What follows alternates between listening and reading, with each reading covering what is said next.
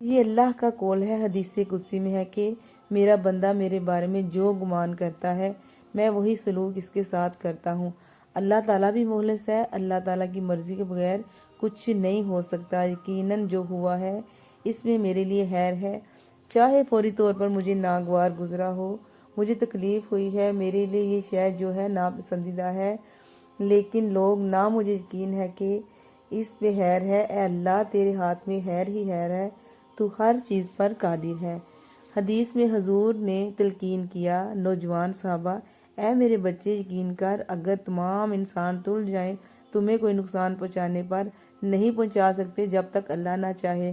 وہی ہوگا جو اللہ نے لکھ دیا ہے، اور تمام انسان جمع ہو جائیں تمہیں کوئی نفع پہنچانے پر نہیں پہنچا سکتے جب تک اللہ نہ چاہے۔ انسانوں سے کیا ڈرنا، انسانوں سے کوئی توقع، کوئی امید نہ رکھو، اللہ سے امید، ساری توقع اللہ اور اللہ پر بھروسہ رکھو۔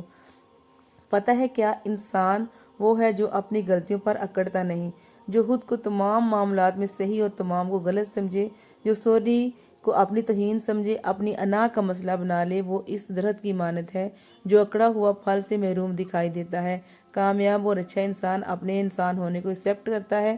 میں تو انسان ہوں، غلطیاں کروں گا، جس کی خوبصورت مثال ہمارے سامنے ہے۔ حضرت یونس علیہ السلام نے کہا، لا الہ الا انت سبحانک انی کنت من الظالمین، اللہ تو پاک ہے، تجھ سے تو غلطی نہیں ہو سکتی، میں تو انسان ہوں، میں تو غلطیاں کروں گا۔